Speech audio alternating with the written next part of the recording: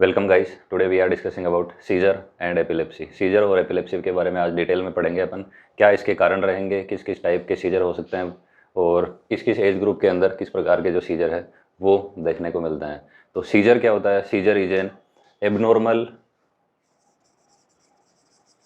Abnormal sudden electrical disturbance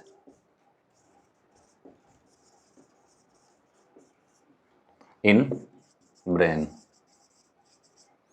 तो seizure क्या है? एबनॉर्मल है sudden electrical disturbance on in brain, मतलब ब्रेन के अंदर इलेक्ट्रिकल डिस्टर्बेंस हो रहा है जो कि एबनॉर्मल है और सडन है, जो क्या कर रहा है?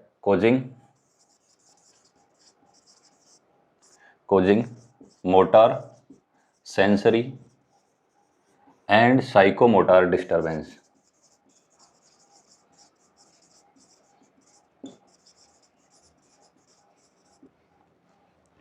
तो सीजर क्या है? एक एबनॉर्मल सडन इलेक्ट्रिकल डिस्टर्बेंस है अपने ब्रेन के अंदर, जो क्या कर रहा है? बॉडी के अंदर एबनॉर्मल मोटार, सेंसरी और साइकोमोटार डिस्टर्बेंस कर रहा है। तो एबनॉर्मल एक्टिविटी किसी के भी ब्रेन में नॉर्मली हो सकती है, लेकिन अगर वो सिम्टम्स के रूप में सामने आ रही है जिसके अंदर मोटार सिम्टम्स हो सकते हैं, मतलब बॉडी के अंदर एबनॉर्मल मूवमेंट देखने को मिल सकते हैं, उसके साथ में सेंसरी एबनॉर्मेलिटीज जैसे किसी प्रकार का हेलुसिनेशन है, टच जो है वो उसको महसूस हो रहा है, या फिर साइकोमोटार मतलब एबनॉर्मल साइकोलॉजिकल बिहेवियर अगर पेशेंट के अंदर आ रहा है तो वो होगा सीजर। उसके बाद में एक दूसरी टर्म पढ़ते हैं अपन, एपिलेप्सी। एपिलेप्सी क्या है? ये जो सीजर वाली कंडीशन है, बॉडी के अंदर रिपीटेटिवली आने की टेंडेंसी है। तो if a person is having repetitive tendency is having repetitive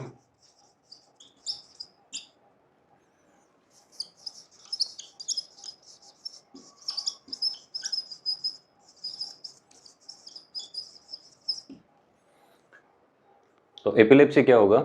if a person is having repetitive tendency to develop seizure, that is called epilepsy. तो अगर किसी पर्सन के अंदर बार बार सीजर आने की टेंडेंसी है तो उसको अपन एपिलेप्सी बोलते हैं। सीजर सिंगल एपिसोड हो सकता है, रिपीटेटिव एपिसोड अगर आ रहे हैं तो उसको अपन एपिलेप्सी बोल सकते हैं। तो सीजर जो है वो किसी भी नॉर्मल इंसान के अंदर भी डेवलप हो सकते हैं अगर कोई पैथोलॉजिकल कंडीशन है।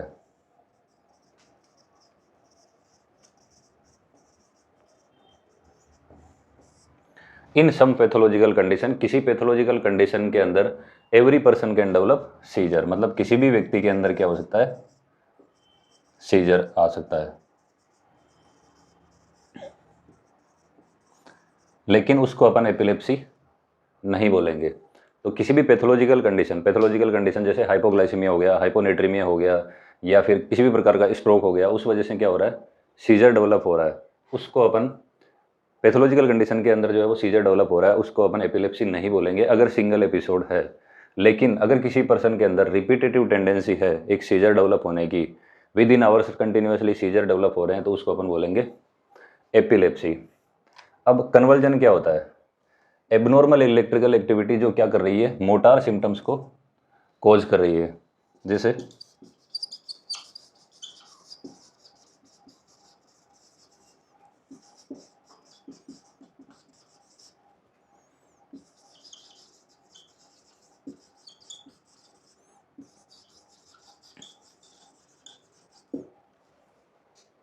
तो कन्वर्जन क्या होंगे? Abnormal electrical activity causing motor symptoms, मतलब सारे जो सीजर हैं वो कन्वर्जन नहीं होते हैं। सारे सीजर कन्वर्जन कैसे नहीं होंगे? सीजर में सेंसरी सिम्टम्स भी आ सकते हैं, साइकोमोटार डिस्टर्बेंस भी आ सकता है, लेकिन कन्वर्जन में ओनली मोटार डिस्टर्बेंस हो रहा है। तो कन्वर्जन क्या चीज़ है? सीजर का एक सिम्टम हो सकता है जिसके अंदर एबनॉर्मल इलेक्ट्रिकल एक्टिविटी है लेकिन ओनली मोटार डिस्टर्बेंस है, जैसे मसल्स का एबनॉर्मल मूवमेंट है, जर्किंग हो रही है पेशेंट के अंदर, तो वो क्या है? कन्वर्जन है। लेकिन सीजर क्या है? सीजर के अंदर मोटार डिस्टर्बेंस हो सकता है, सेंसरी हो सकता है, और साइकोमोटार डिस्टर्बेंस हो सकता है किसी भी एबनॉर्मल इलेक्ट्रिकल एक्टिविटी की वजह से। उसके बाद में आता है स्टेटस एपिलेप्टिकस। तो एक पेशेंट के अंदर कंटिन्यूसली अगर सीजर डेवलप हो रहा है मोर देन 5 मिनट्स, मतलब एक पेशेंट के अंदर सीजर डेवलप हो रहा है लेकिन वो कंटिन्यूसली 5 मिनट तक बना हुआ है, मतलब उस सीजर की स्थिति से जो है वो वापस बाहर नहीं आया है, वो अपन डिटेल के अंदर आगे पढ़ेंगे कि किस प्रकार सीजर जो है वो प्रोग्रेस करेगा। तो उस स्थिति से क्या है, बाहर नहीं आया है और कॉन्शियसनेस जो है वो रिगेन नहीं करी है। तो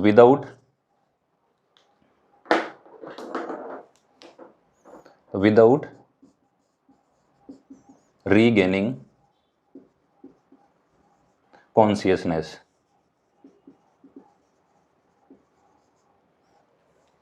स्टेटस एपिलेप्टिकस एक ऐसी कंडीशन है जिसके अंदर एक पर्सन के अंदर सीजर डेवलप हो रहा है, more than 5 minute continuously seizure आ रहे हैं 5 मिनट से ज़्यादा समय तक, और उसके साथ साथ में कॉन्शियसनेस है वो भी अल्टर्ड है, पेशेंट अनकॉन्शियस है, कॉन्शियसनेस वापस नहीं आई है पेशेंट की 5 मिनट के बाद में भी, उस स्थिति को अपन बोलते हैं स्टेटस एपिलेप्टिकस। तो ये कुछ टर्म्स है जो अपन सीजर और एपिलेप्सी से रिलेटेड बोलते हैं, और ये सारी जो चीज़ें हैं वो डिफरेंट है। तो सीजर अलग चीज़ है, एपिलेप्सी आपका अलग है, कन्वर्जन अलग है। स्टेटस एपिलेप्टिकस जो है वो कंटिन्यूसली सीजर डेवलप हो रहा है more than 5 minute without regaining consciousness, that is called status epilepticus. एक ऐसा ही वर्ड आपने सुना होगा, सिनकोप। तो सिनकोप क्या है, सीजर से रिलेटेड नहीं है। सिनकोप है temporary loss of consciousness caused by, इस कारण से हो रहा है insufficient blood flow to brain.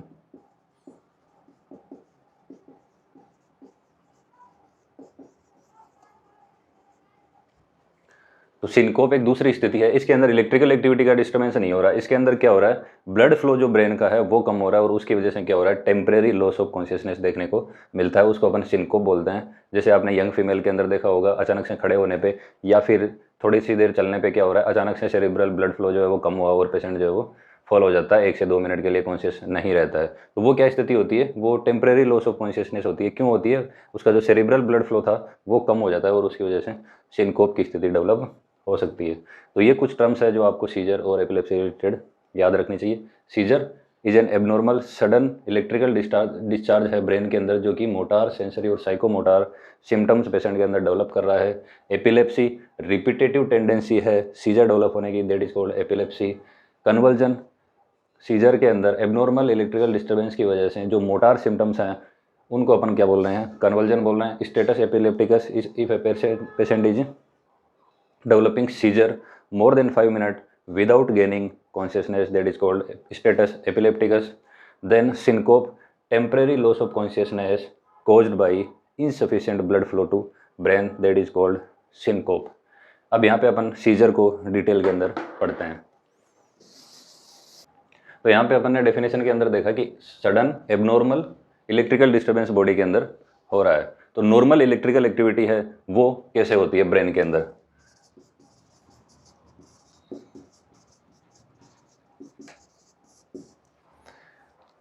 Electrical disturbance अपन पढ़ रहे हैं कि इलेक्ट्रिकल डिस्टर्बेंस सीजर के अंदर होता है, लेकिन उससे पहले अपन नॉर्मल इलेक्ट्रिकल एक्टिविटी देखते हैं और उसके अंदर किस प्रकार से अल्ट्रेशन हुआ सीजर के अंदर, वो अपन आगे डिटेल के अंदर पढ़ेंगे। तो बॉडी के अंदर जो ब्रेन की इलेक्ट्रिकल एक्टिविटी है, आपके नर्वस सिस्टम की जो इलेक्ट्रिकल एक्टिविटी है वो 2 पाथवे के अंदर कंट्रोल में होती है, और उन 2 पाथवे को बोलते हैं, एक तो होता है आपका एक्साइटेटरी पाथवे और दूसरा होता है आपका इनहिबिटरी पाथवे। ये 2 पाथवे के द्वारा आपकी जो नर्व कंडक्शन की इलेक्ट्रिकल जो एक्टिविटी है वो कंट्रोल में होती है। अब ये जो एक्साइटेटरी पाथवे होता है वो कुछ न्यूरोट्रांसमीटर्स के अंडर कंट्रोल होता है। यहाँ पे क्या होंगे, कुछ न्यूरोट्रांसमीटर्स क्या होते हैं, इस एक्साइटेटरी पाथवे को कंट्रोल करते हैं। अब ऐसे कौन से न्यूरोट्रांसमीटर हो सकते हैं, जैसे कि ग्लूटामेट है, एस्पार्टेट है, एपिनेफ्रिन है, नॉरएपिनेफ्रिन है। ये क्या कर रहे हैं, एक्साइटेटरी पाथवे बना रहे हैं, मतलब नर्व कंडक्शन है या नर्व्स के अंदर एक्शन पोटेंशियल को जनरेट करने के अंदर हेल्प कर रहे हैं। उसके बाद में आता है इनहिबिटरी पाथवे, और ये भी क्या होता है, न्यूरोट्रांसमीटर्स के अंदर ही कंट्रोल होता है, न्यूरोट्रांसमीटर के द्वारा कंट्रोल होता है। और जो इनहिबिटरी न्यूरोट्रांसमीटर होता है वो आपका मेन होता है gamma amino butyric acid, that is called GABA and उसके अलावा हो सकता है सीरोटोनिन। ये न्यूरोट्रांसमीटर क्या कर रहे हैं, एक इलेक्ट्रिकल एक्टिविटी को मेंटेन कर रहे हैं, एक एक्साइटेटरी पाथवे एक्साइटमेंट के लिए, इनहिबिशन के लिए इनहिबिटरी पाथवे जो आपके न्यूरोट्रांसमीटर है वो कंट्रोल में कर रहे हैं।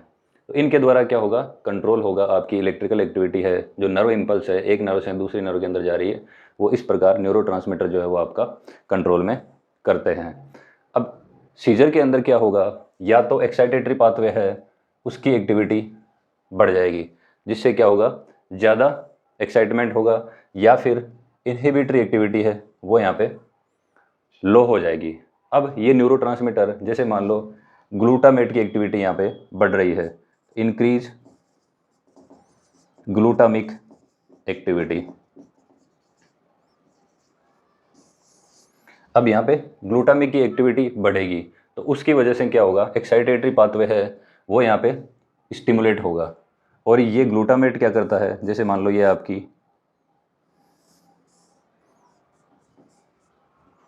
नर्व है, इसके अंदर क्या करेगा, ये जो ग्लूटामेट है ये क्या करेगा, यहाँ पे चैनल्स को ओपन करेगा केटाइंस के लिए। और केटाइंस क्या हो सकते हैं आपके, सोडियम हो सकते हैं, कैल्शियम हो सकते हैं, मैग्नीशियम हो सकते हैं। तो ग्लूटामेट की एक्टिविटी बढ़ी, उसकी वजह से क्या होगा, अब सेल का पॉजिटिव चार्ज है वो यहाँ पे इंक्रीज हो गया, और ये सेल का पॉजिटिव चार्ज जो क्या होगा, एक सेल से दूसरी सेल में ट्रांसफ़र होगा, एक्साइटेटरी जो पाथवे है उसकी एक्टिविटी यहाँ पे बढ़ जाएगी। तो ये एक स्थिति हो सकती है जिसके अंदर इलेक्ट्रिकल एक्टिविटी किस प्रकार से जनरेट हो रही है, एक्साइटेटरी पाथवे बहुत ज़्यादा बढ़ रहा है न्यूरोट्रांसमीटर की वजह से, या तो न्यूरोट्रांसमीटर की एक्टिविटी बढ़ रही है, या फिर ये जो आपके चैनल्स के अंदर जो सोडियम इन्फ्लक्स और कैल्शियम और मैग्नीशियम इन्फ्लक्स है उसकी एक्टिविटी यहाँ पे बढ़ रही है। अब दूसरी क्या एक्टिविटी है, जैसे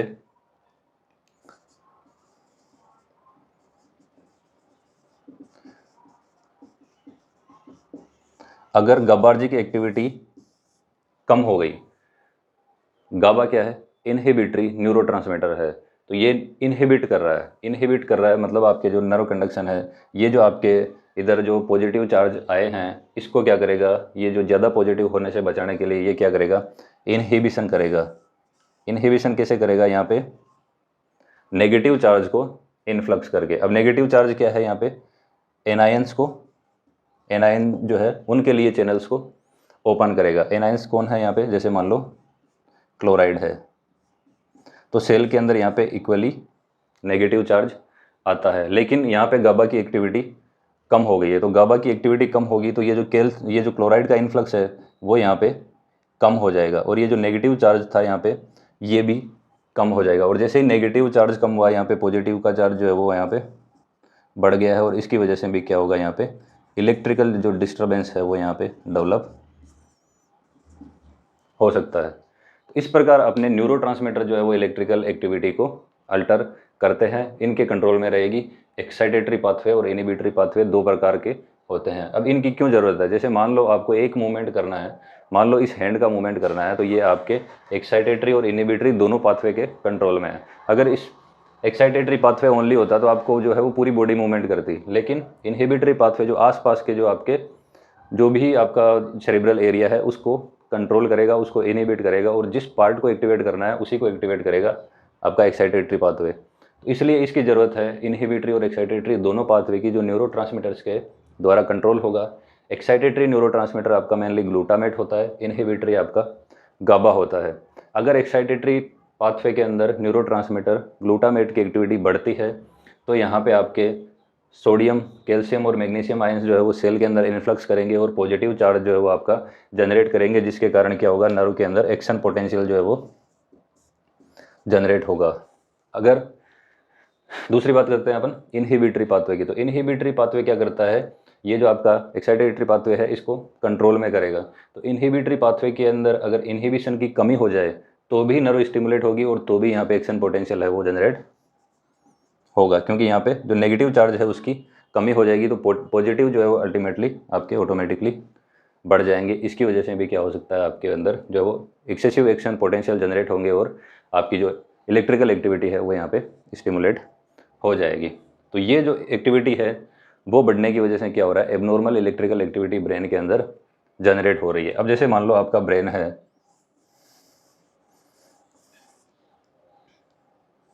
ये आपके दो सेरिब्रल हेमिस्फीयर है।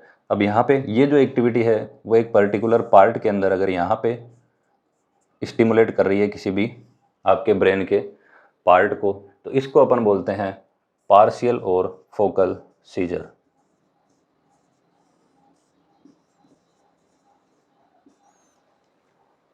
अगर ऐसी एक्टिविटी अगर अल्ट्रेशन हो रही है, एक्साइटेटरी और इनहिबिटरी पाथवे के अंदर अल्ट्रेशन है, एबनॉर्मल इलेक्ट्रिकल एक्टिविटी बॉडी के अंदर जनरेट हो रही है और वो एक पर्टिकुलर हेमिस्फीयर के अंदर पर्टिकुलर पार्ट के अंदर है, तो दैट इज कॉल्ड पार्शियल और फोकल सीजर। इस प्रकार का जो सीजर है वो पार्शियल और फोकल सीजर होगा, जो एक ब्रेन के पर्टिकुलर बॉडी जो पर्टिकुलर पार्ट है उसके अंदर क्या करेगा, अल्ट्रेशन करेगा, और जिसके कारण एक बॉडी का पर्टिकुलर जो पार्ट है वो ही एबनॉर्मल एक्टिविटी शो करेगा। अगर ये जो एक्टिविटी है उसके अंदर अल्ट्रेशन अगर दोनों हेमिस्फीयर के अंदर आ रहा है, ये जो इलेक्ट्रिकल एक्टिविटी है वो पूरे दोनों हेमिस्फीयर के अंदर आ रहा है और आपकी पूरी बॉडी के अंदर जैसे टोनिक क्लोनिक सीजर देखने को मिलते हैं, वो अपन आगे डिटेल के अंदर पढ़ेंगे किस प्रकार टोनिक क्लोनिक सीजर होगा। तो पूरी बॉडी के अंदर अगर मोटार सिम्टम्स आ रहे हैं, सेंसरी सिम्टम्स आ रहे हैं, तो उसको अपन बोलते हैं जनरलाइज्ड सीजर।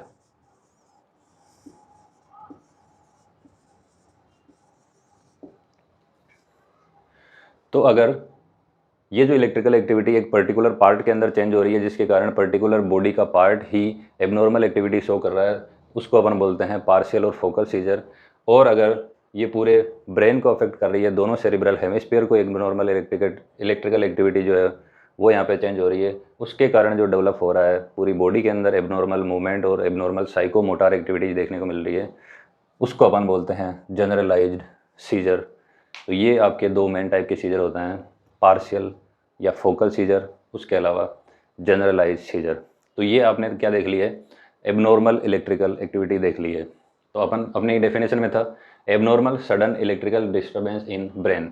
अब ये इस प्रकार हो रहा है, नॉर्मल इलेक्ट्रिकल एक्टिविटी इन दोनों के कंट्रोल में होगी, इन न्यूरोट्रांसमीटर्स के कंट्रोल में होगी। एबनॉर्मल होगी तो या तो ये एक्साइटेटरी बढ़ रहा है या फिर इनहिबिटरी कम हो रहा है, जिसकी वजह से इस प्रकार जो है वो आपके कैटाइन और एनाइंस का जो है वो आपका इम्बेलेंस देखने को मिलेगा, पर्टिकुलर पार्ट के अंदर हो सकता है या फिर पूरे आपके ब्रेन में हो सकता है। अब उस आगे डेफिनेशन के अंदर अपन देखते हैं कि मोटार सिम्टम्स, सेंसरी और साइकोमोटार डिस्टर्बेंस, तो वो किस प्रकार होंगे।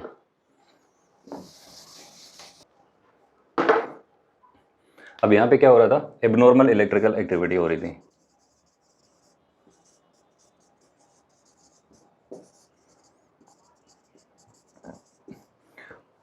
उसके कारण क्या हो रहा था, मोटार, सेंसरी और साइकोमोटार डिस्टर्बेंस, तीन प्रकार के डिस्टर्बेंस अपन ने देख लिए थे। मोटार डिस्टर्बेंस हो सकते हैं या फिर सेंसरी या फिर साइकोमोटार डिस्टर्बेंस। तो एबनॉर्मल इलेक्ट्रिकल एक्टिविटी के कारण मोटार सिम्टम्स डेवलप हो रहे हैं। तो मोटार सिम्टम्स के अंदर क्या हो सकते हैं, जैसे आपके टोनिक एक्सपीरियंस, पेशेंट को क्या हो सकता है, टोनिक एक्सपीरियंस देखने को मिल सकता है। तो टोनिक एक्सपीरियंस के अंदर क्या हो रहा है, यहाँ पे पेशेंट को देखने को मिलेगी मसल स्टिफनेस। अगर एबनॉर्मल इलेक्ट्रिकल एक्टिविटी हो रही है जिसके कारण पेशेंट के अंदर क्या हो रहे हैं, मोटार सिम्टम्स आ रहे हैं, मोटार के अंदर क्या क्या एक्सपीरियंस हो सकते हैं, टोनिक एक्सपीरियंस हो सकता है। मसल्स के अंदर क्या हो रहा है, एक्सेसिव टोन जनरेट हो रही है जिसकी वजह से क्या हो रही है, मसल्स स्टिफ हो रही है। या फिर पेशेंट को हो सकते हैं क्लोनिक एक्सपीरियंस। क्लोनिक के अंदर क्या एक्सपीरियंस होंगे, पेशेंट को जर्किंग मूवमेंट जो है वो पेशेंट के अंदर देखने को मिलेंगे। उसके अलावा क्या हो सकता है, टोनिक क्लोनिक दोनों एक्सपीरियंस एक साथ देखने को मिल सकते हैं। मतलब पहले टोनिक स्थिति आ रही है, उसके बाद में क्लोनिक एक्सपीरियंस है। जैसे मसल स्टिफनेस है, आपके हाथ जो है वो ऐसे हो चुके हैं, ये क्या है, आपका स्टिफनेस है, टोनिक एक्सपीरियंस है। उसके बाद में अगर मूवमेंट आ रहा है, दैट इज कॉल्ड जर्किंग, बहुत ज़्यादा तेज़ी से मूवमेंट हो रहे हैं, दैट इज कॉल्ड जर्किंग। उसके बाद में क्या हो रहा है, पहले स्टिफनेस हो रही है, देन जर्किंग हो रहा है, that is called tonic clonic experience. तो इस प्रकार के एक्सपीरियंस जो है वो पेशेंट के अंदर आ सकते हैं। उसके अलावा क्या हो सकता है, एटोनिक एक्सपीरियंस पेशेंट को हो सकता है। एटोनिक एक्सपीरियंस के अंदर क्या होगा, सडनली जो है वो पेशेंट जो है वो मसल टोन क्या कर देगा, लॉस ऑफ मसल टोन कर देगा। सारी जो मसल टोन है वो पेशेंट की अचानक से लॉस हो जाएगी और पेशेंट जो है वो पहले एक्टिव था वो बिल्कुल एकदम लूज हो जाएगा। वो क्या होगा, एटोनिक एक्सपीरियंस पेशेंट के अंदर देखने को मिल सकता है। मोटार सिम्टम जो है वो पेशेंट के अंदर देखने को मिल सकता है। उसके अलावा क्या एक्सपीरियंस हो सकता है पेशेंट को, मायोक्लोनिक एक्सपीरियंस देखने को मिल सकता है। इसके अंदर क्या होगा, शॉक, एक झटका लगेगा पेशेंट को, इस प्रकार का जो है वो एक्सपीरियंस देखने को मिलेगा। और वो किस में मिलेगा, एक पर्टिकुलर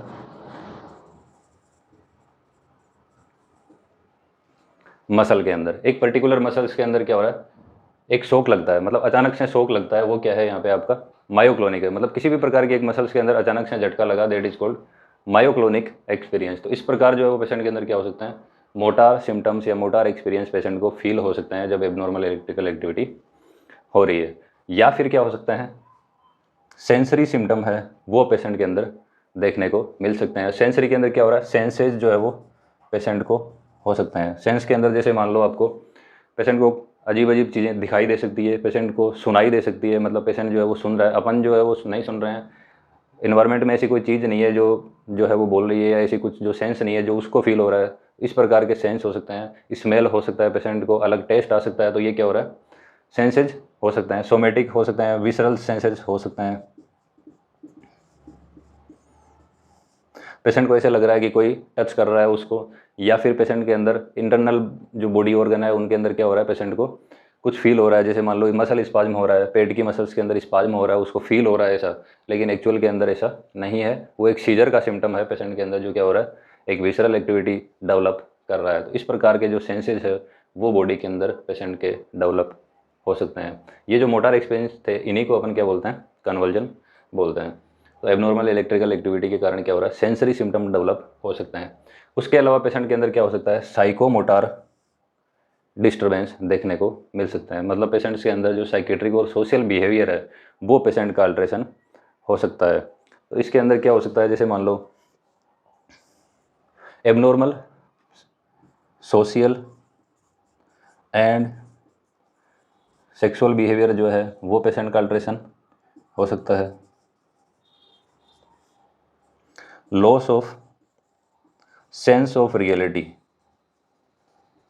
पेशेंट क्या कर सकता है, रियलिटी का सेंस खो सकता है, मतलब फैंटेसी के अंदर जा सकता है। वो भी सीजर के कारण एक साइकोमोटर डिस्टर्बेंस पेशेंट के अंदर हुआ है। तो एबनॉर्मल सोशल बिहेवियर हो सकता है, एबनॉर्मल सेक्सुअल बिहेवियर हो सकता है, जो सेंस ऑफ रियलिटी है वो पेशेंट आपका खो सकता है। या फिर पेशेंट के अंदर अचानक से जो है वो ब्रस्ट ऑफ एंगर हो सकता है, पेशेंट के अंदर बहुत ज़्यादा जो है अचानक से एंगर डेवलप हो सकता है। ये नॉर्मली जो है वो पेशेंट के अंदर, नॉर्मल इंसानों के अंदर भी होता है, लेकिन ये रिपीटेटिवली अगर हो रहा है पेशेंट के अंदर जो है वो दिन में 3 बार 4 बार 5 बार, बहुत ज़्यादा बार इस प्रकार के ब्रस्ट ऑफ एंगर हो सकता है, या फिर ये सारी चीज़ें हो रही है, तो ये एक सीजर का सिम्टम हो सकता है।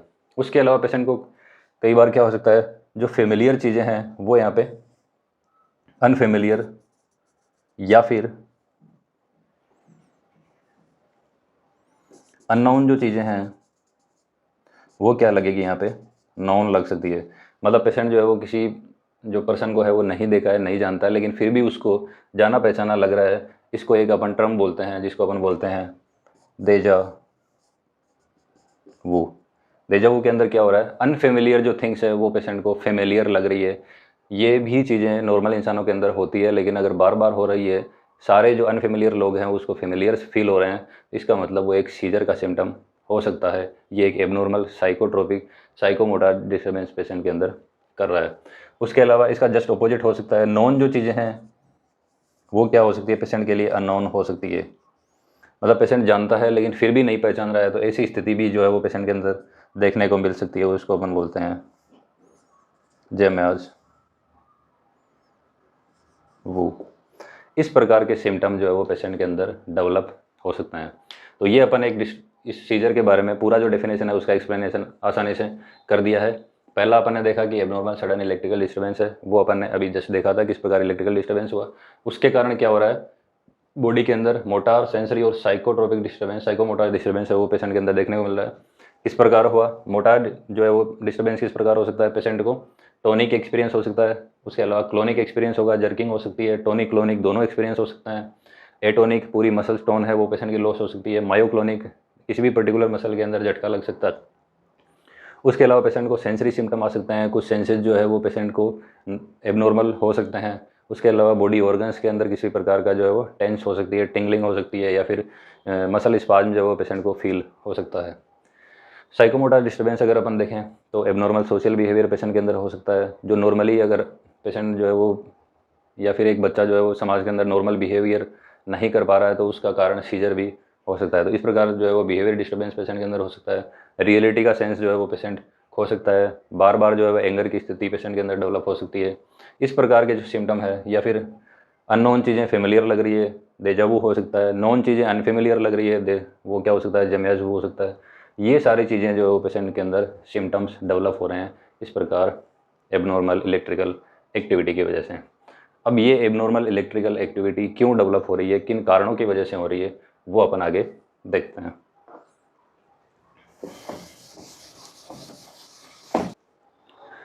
तो आगे अपन पढ़ते हैं कॉजेज, कि किस प्रकार से जो सीजर है वो क्या हो सकता है डेवलप पेशेंट के अंदर हो सकते हैं, किन कारणों की वजह से वो जो है वो सीजर देखने को मिलते हैं। तो पहले होते हैं आपके वस्कुलर कॉजेज।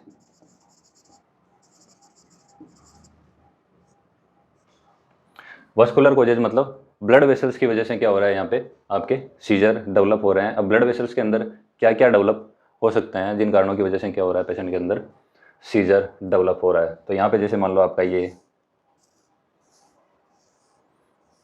ये ब्रेन है, यहाँ पे मान लो किसी भी प्रकार का एक ब्लड वेसल है, ये मान लो एक ब्लड वेसल है, यहाँ पे क्या हो गया, यहाँ पे एक क्लोट हो गया, या फिर थ्रोम्बोसिस हो गया, या फिर किसी बॉडी के दूसरे पार्ट से एक एम्बुलाई आके यहाँ पे क्या कर दिया, यहाँ पे इस ब्लड वेसल्स का ओक्लूजन कर दिया, और उसकी वजह से आसपास की जो ब्लड सप्लाई है वो यहाँ पे कम हो जाएगी।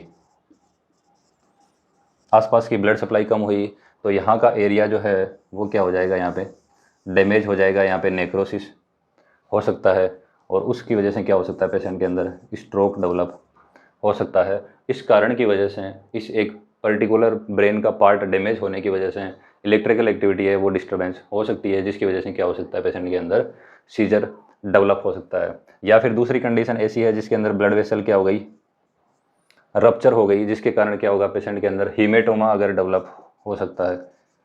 हीमेटोमा अगर पेशेंट के अंदर डेवलप होता है तो इंट्राक्रेनियल हेमरेज है, उसकी वजह से भी क्या हो सकता है पेशेंट के अंदर सीजर डेवलप हो सकता है। या फिर सब एरेक्नोइड हेमरेज जो है उसकी वजह से क्या हो सकता है पेशेंट के अंदर सीजर डेवलप हो सकता है। या फिर ब्रेन का ऑक्सीजनेशन जो है वो कम है किसी भी शॉक की वजह से या किसी भी दूसरी कंडीशन की वजह से, जिसके कारण क्या हो रहा है ब्रेन के अंदर एनोक्सिक ब्रेन इंजरी हो रही है। ब्रेन के अंदर जो बिल्कुल ऑक्सीजन नहीं पहुंच पाई, उसकी वजह से क्या हो रहा है ब्रेन के अंदर इंजरी हुई है, और वो ब्रेन की इंजरी ब्रेन के पार्ट को डैमेज कर रही है, और उसकी वजह से इलेक्ट्रिकल एक्टिविटी के अंदर क्या होगा, डिस्टर्बेंस होगा, जिसकी वजह से क्या हो रहा है पेशेंट के अंदर सीजर डेवलप हो सकता है। तो ये अपन ने देख लिया कि वस्कुलर कोजेज किस किस कारण से हो सकते हैं। इस जो है वो ब्लड वेसल्स के अंदर किसी प्रकार के अल्ट्रेशन की वजह से क्या हो रहा है यहाँ पे सीजर डेवलप हो रहा है। उसके बाद में अपन देखते हैं इन्फेक्शन।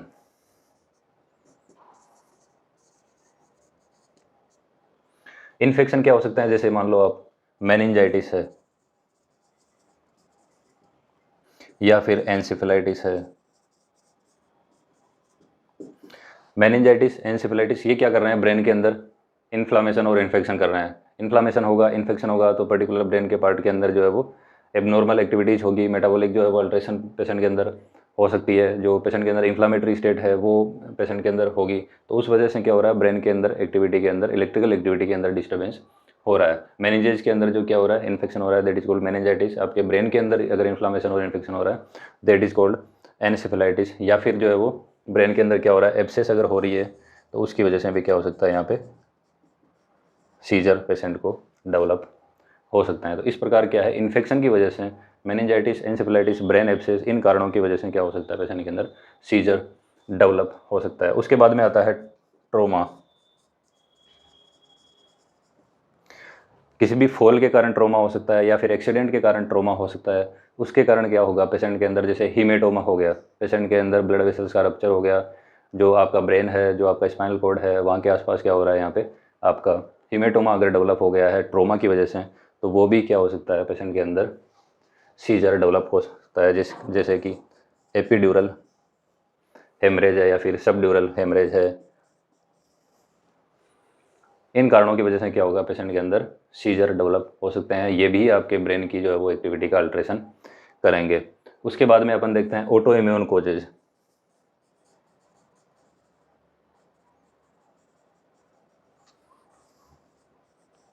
एक बहुत ही कॉमन जो है वो ऑटो इम्यून जो है वो डिजीज़ है, उसको अपन बोलते हैं SLE, सिस्टेमिक ल्यूपस एरिथमेटोसिस।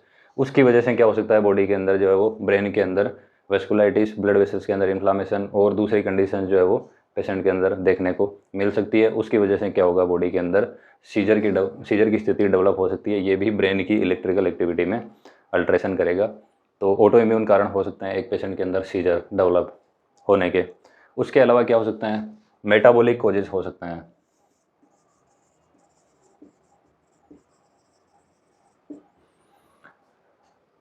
बॉडी के अंदर एबनॉर्मल मेटाबॉलिक प्रोसेसेस की वजह से क्या हो सकता है, पेशेंट के अंदर सीजर डेवलप हो सकते हैं। अब जैसे मेटाबॉलिक कॉजेज के अंदर जैसे मान लो आपका हाइपोनेट्रियमिया की कंडीशन है, हाइपोग्लाइसीमिया की कंडीशन है,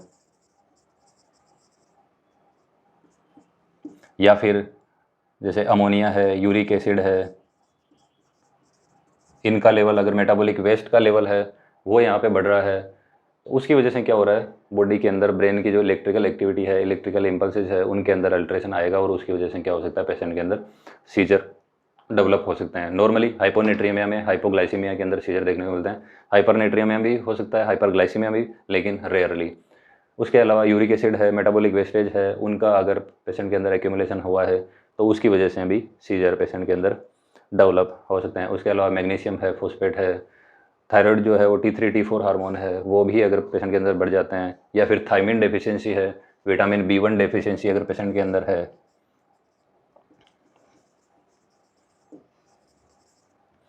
पेशेंट के अंदर थायमिन की अगर डेफिशिएंसी है तो उसकी वजह से भी क्या हो सकता है, पेशेंट के अंदर एबनॉर्मल इलेक्ट्रिकल एक्टिविटी देखने को मिल सकती है। तो ये कुछ मेटाबॉलिक कारण हो सकते हैं जिनके कारण क्या हो रहा है, पेशेंट के अंदर सीजर डेवलप हो रहा है। उसके अलावा अपन देखते हैं कुछ इडियोपैथिक कोजेज।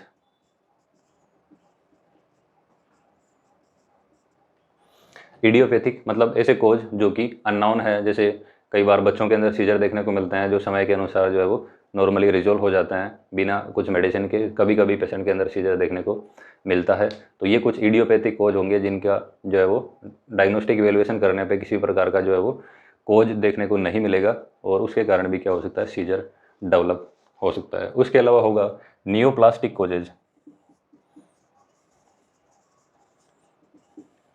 नियोप्लास्टिक मतलब किसी भी नियोप्लाज्म की वजह से, कार्सिनोमाज की वजह से क्या हो सकता है, पेशेंट के अंदर सीजर डेवलप हो सकता है। इनके अंदर जैसे ग्लियोमा है, ग्लियोब्लास्टोमा है, या फिर बॉडी के दूसरे पार्ट्स हैं जो है वो कोई ट्यूमर जो है वो मेटास्टेसिस हुआ है, उसकी वजह से क्या हो सकता है, पेशेंट के अंदर सीजर डेवलप हो सकता है। या फिर मेनिजेस के अंदर जो है वो ये ग्लियल सेल के अंदर हो गया, जैसे मेनिजेस के अंदर क्या हो रहा है, मेनिंजियोमा हुआ है, तो ये क्या करेगी, इलेक्ट्रिकल जो सिग्नल्स है उनके अंदर क्या कर देगी, अल्ट्रेशन कर देगी। ये भी जो ट्यूमर्स हैं जो एक्सेसिव प्रोडक्शन कर रही है, तो इलेक्ट्रिकल इम्पल्सेस का भी जो है वो एक्सेसिव प्रोडक्शन हो सकता है इन ट्यूमर्स की वजह से। तो वो क्या कर रही है, बॉडी के अंदर सीजर डेवलप कर सकती है। तो ये अपन ने नियोप्लाज्म के द्वारा देख लिया कि इस प्रकार इलेक्ट्रिकल एक्टिविटी का डिस्टर्बेंस पेशेंट के अंदर देखने को मिलेगा। उसके बाद में आता है कुछ ड्रग्स हो सकती है। कुछ ड्रग्स है वो भी सीजर डेवलप कर सकती है, जैसे कि सेलिसिलेट पॉइजनिंग है, सेलिसिलेट्स है। उसके अलावा आइसोनियाजिड है, लिथियम है। उसके अलावा ओपियोइड्स है, मेपेरिडीन है, ट्रामाडोल है। ये भी क्या कर सकते हैं, पेशेंट के अंदर सीजर डेवलप कर सकते हैं। या फिर एंटी डिप्रेसेंट हो गए, जैसे आपके ट्राईसाइक्लिक एंटी डिप्रेसेंट है, नोरट्रिप्टाइलिन हो गए, ट्राईसाइक्लिक एंटी डिप्रेसेंट, नोरट्रिप्टाइलिन, एमिट्रिप्टाइलिन, ये क्या कर सकते हैं, ये भी सीजर डेवलप कर सकते हैं। एक अपन प्रेगनेंसी के अंदर कॉमन स्थिति देखते हैं जिसके अंदर सीजर डेवलप हो सकता है। एक ऐसी स्थिति है जिसके अंदर पेशेंट को हाइपर टेंशन और सीजर देखने को मिलते हैं। बहुत कॉमन सी टर्म्स है जिसको अपन बोलते हैं एक्लेम्पसिया।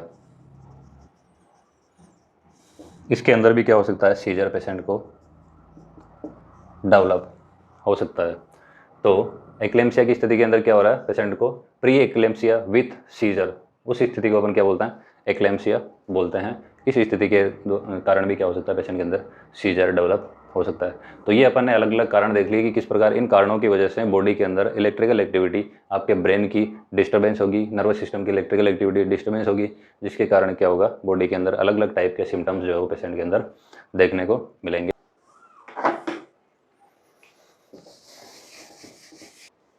तो अब अपन देखते हैं टाइप्स ऑफ सीजर।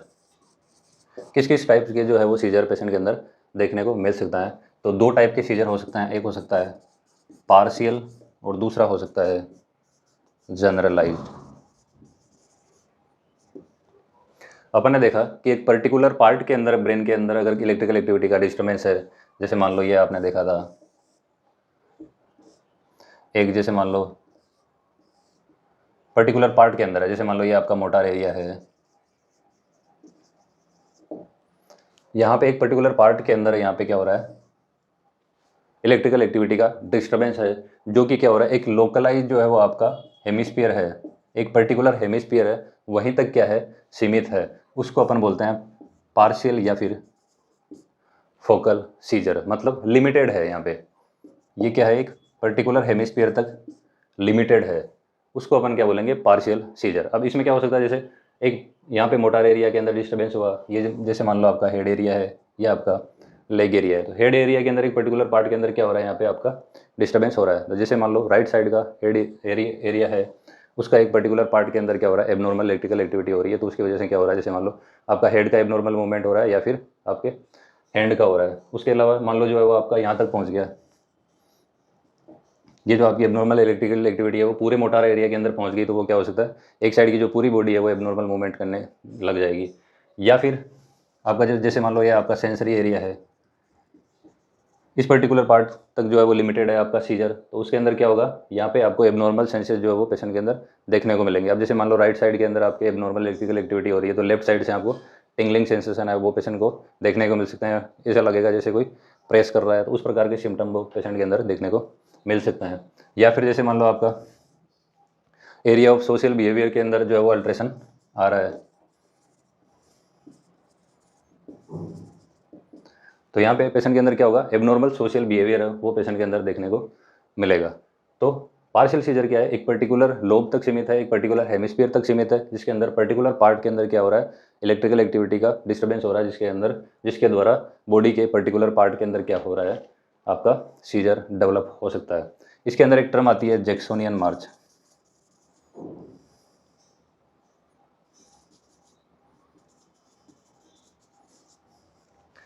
तो जैक्सोनियन मार्च जो है वो एक पार्शियल और फोकल सीजर का ही आपका एक सिम्टम है, जिसके अंदर क्या होगा, पार्शियल सीजर मान लो आपके हेड एरिया से शुरू हुआ, जिसके अंदर एक आपका ये वाला जो हाथ है इसके मूवमेंट जो है वो यहाँ से स्टार्ट हुए या फिर थंब से स्टार्ट हुए, ये क्या करेंगे, धीरे धीरे धीरे धीरे जनरलाइज होने की कोशिश करेंगे। ये जो पार्शियल सीजर है वो धीरे धीरे धीरे धीरे जनरलाइज होने की कोशिश करेगा, और जो आपका जो पूरा हैंड है वो धीरे धीरे मूवमेंट करने लग जाएगा। तो आपकी फिंगर से शुरू हुआ, फिर आपके आर्म में आया, फिर आपके शोल्डर तक आया, और पूरा हाथ जो है वो मूवमेंट करने लग गया, इसको अपन बोलते हैं जैक्सोनियन मार्च। ये आपके लेग में हो सकता है, हाथ में हो सकता है, बॉडी के किसी भी पार्ट के अंदर क्या हो रहा है, डिस्टल पार्ट से धीरे धीरे धीरे धीरे जनरलाइज होने की तरफ आता है, उसको अपन बोलते हैं जैक्सोनियन मार्च। तो इसके बाद में क्या होगा, पेशेंट के अंदर पार्शियल सीजर है वो दो टाइप के हो सकते हैं। एक पर्टिकुलर पार्ट के अंदर क्या हो रहा है, एक होता है सिंपल पार्शियल। सिंपल पार्शियल के अंदर क्या होगा, ये आपका सीजर पार्शियल ही रहेगा, लेकिन उसके साथ में पेशेंट रहेगा कॉन्शियस। उसके बाद में दूसरा आता है कॉम्प्लेक्स पार्शियल। मतलब सीजर यहाँ पे पार्शियल है लेकिन कॉम्प्लिकेटेड है, कॉम्प्लेक्स है। कॉम्प्लेक्स कैसे हो गया, पेशेंट हो गया आपका अनकॉन्शियस। अगर पेशेंट कॉन्शियस नहीं है तो वो होगा कॉम्प्लेक्स पार्शियल, अगर पेशेंट कॉन्शियस है वो होगा सिंपल पार्शियल। और तीसरा टाइप हो सकता है, जो हो सकता है सिंपल बिकम कॉम्प्लेक्स, या फिर अपन बोल सकते हैं सेकेंडरी जनरलाइजेशन।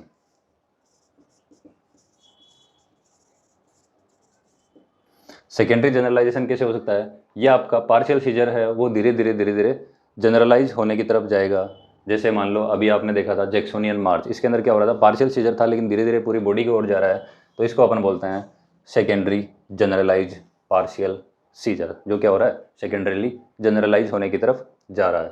तो ये आपके पार्शियल सीजर के 3 टाइप हो गए, सिंपल पार्शियल, कॉम्प्लेक्स पार्शियल और secondary generalization of partial seizure. Simple partial में क्या हो रहा है, पेशेंट कॉन्शियस है, पार्शियल सीजर है, बॉडी के ब्रेन के पर्टिकुलर पार्ट के अंदर हो रहा है, बॉडी के पर्टिकुलर पार्ट के अंदर मूवमेंट हो रहा है या फिर सेंस हो रहा है और पेशेंट कॉन्शियस है। दूसरे टाइप में क्या होगा, कॉम्प्लेक्स पार्शियल, पार्शियल है, बॉडी का एक पर्टिकुलर हेमिस्फीयर क्या है इसके अंदर इंक्लूड है लेकिन पेशेंट अनकॉन्शियस हो गया, that is called complex partial. Patient का जो केस है वो आपका कॉम्प्लिकेटेड हो गया है। या फिर तीसरे टाइप का हो सकता है सेकेंडरी जनरलाइजेशन, मतलब पार्शियल है लेकिन जनरलाइज होने की तरफ जा रहा है, जैसे कि जैक्सोनियन मार्च है, ये क्या है, secondary generalization of partial seizure. तो ये अपन ने देख लिया पार्शियल सीजर का टाइप। अब दूसरा आता है जनरलाइज सीजर। जनरलाइज सीजर में क्या हो रहा है, यहाँ पे जो आपका ब्रेन है उसके अंदर दोनों हेमिस्फीयर इंक्लूड है, मतलब पूरे जो ब्रेन है उसके अंदर क्या हो रहा है, एबनॉर्मल इलेक्ट्रिकल एक्टिविटी हो रही है, जो होल ब्रेन या फिर बोथ हेमिस्फीयर के अंदर क्या हो रहा है, एबनॉर्मल, बोथ हेमिस्फीयर के अंदर क्या हो रहा है, एबनॉर्मल इलेक्ट्रिकल एक्टिविटी जो है वो पेशेंट के अंदर देखने को मिल रही है, उसको अपन बोल रहे हैं जनरलाइज्ड सीजर। मतलब यहाँ पे क्या हो रहा है, पेशेंट के दोनों हेमिस्फीयर इंक्लूड है और पूरी बॉडी के अंदर ऐसे सिम्टम देखने को मिल रहे हैं, उसको अपन बोलते हैं जनरलाइज सीजर। दोनों हेमिस्फीयर इंक्लूड होंगे, पूरी बॉडी आपकी इंक्लूड रहेगी पेशेंट की।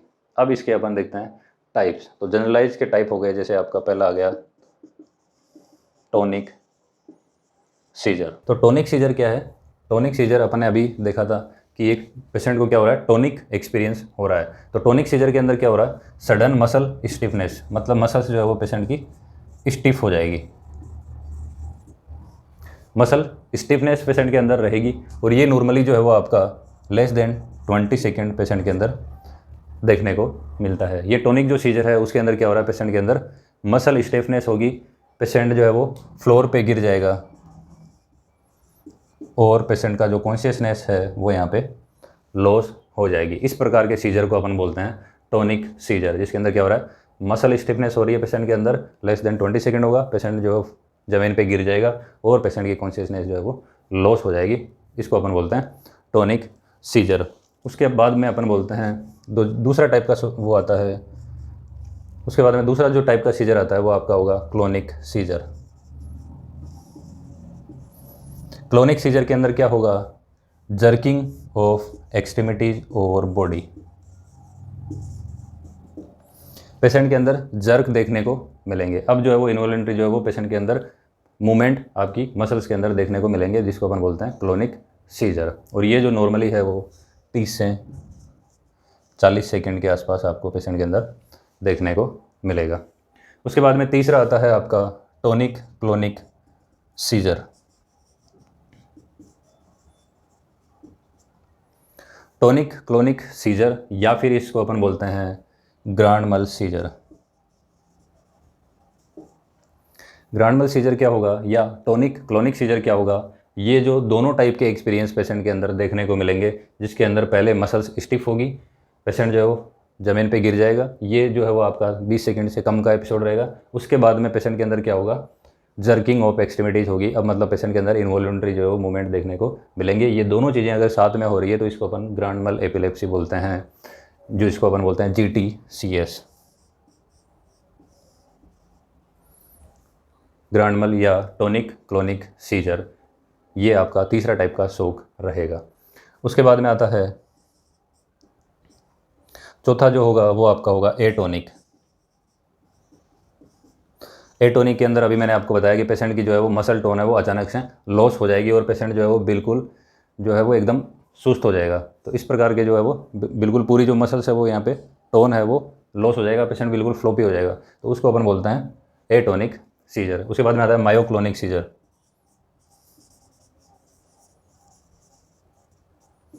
मायोक्लोनिक सीजर के अंदर क्या हो रहा है, पर्टिकुलर जो मसल्स है वो यहाँ पे इन्वॉल्व है, तो यहाँ पे पर्टिकुलर मसल इन्वॉल्व होगी, उसके अंदर जो है वो शोक लाइक जो है वो बिहेवियर पेशेंट का जो है वो पेशेंट के अंदर एक मसल्स के अंदर देखने को मिलेगा। तो छोटी मसल के अंदर होगा और एक झटका महसूस होगा पेशेंट के अंदर मायोक्लोनिक सीजर के अंदर। उसके बाद में अपन नेक्स्ट जो टाइप है वो देखते हैं अपन एब्सेंस सीजर। एब्सेंस सीजर के अंदर क्या होगा, पेशेंट की जो एक्टिविटी है वो अचानक से स्टॉप हो जाएगी, पेशेंट बिल्कुल एब्सेंट हो जाएगा थोड़ी देर के लिए। नॉर्मल जो रूटीन एक्टिविटी कर रहा है पेशेंट, अपना जो काम कर रहा है उसके अंदर क्या होगा, स्टॉप जो है वो कर देगा ऑनगोइंग एक्टिविटी को। और ये जो है वो बच्चों के अंदर ज़्यादा देखने को मिलता है। ये जो एब्सेंस सीजर है वो आपका बच्चों के अंदर ज़्यादा देखने को मिलेगा। तो इसलिए जो आपका ये जो एब्सेंस सीजर है वो स्कूल टीचर के द्वारा जो है वो डायग्नोस हो जाता है। यहाँ पे क्या होगा, बच्चा जो है एब्सेंस रहेगा, मतलब थोड़ी देर के लिए जो एक्टिविटी को कम कर देगा और बच्चे की जो परफॉर्मेंस है वो स्कूल में वीक रहेगी। इसको अपन बोलते हैं पेटिट मल सीजर।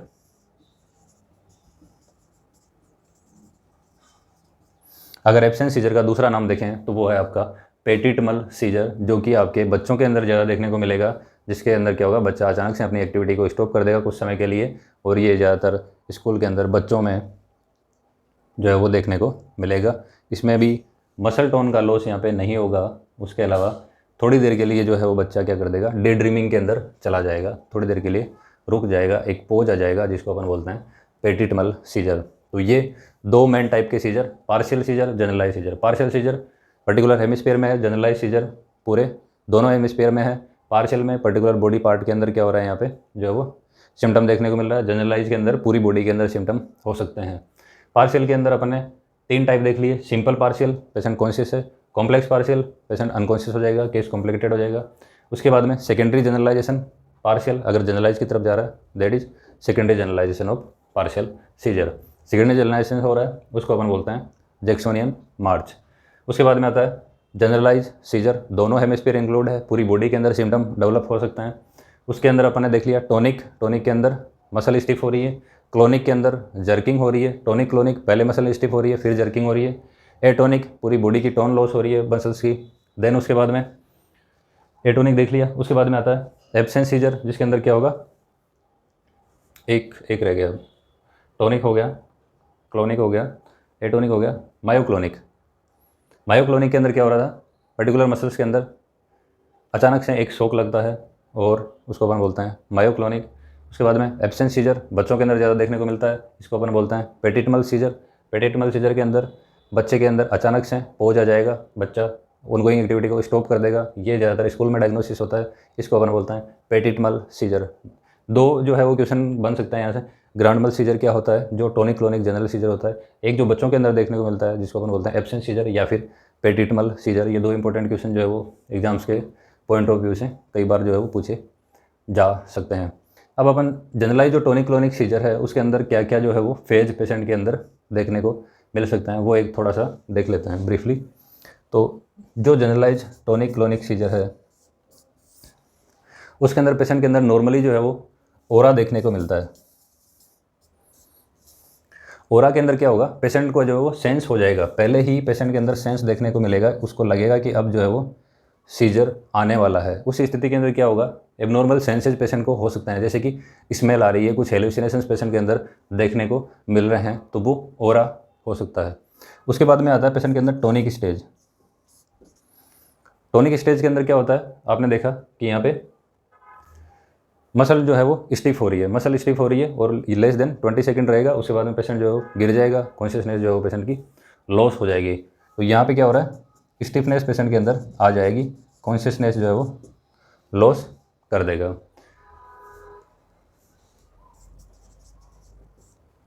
उसके बाद में क्या आती है, तीसरी स्टेज आएगी क्लोनिक स्टेज। तो क्लोनिक स्टेज के अंदर क्या होगा, यहाँ पे जर्किंग देखने को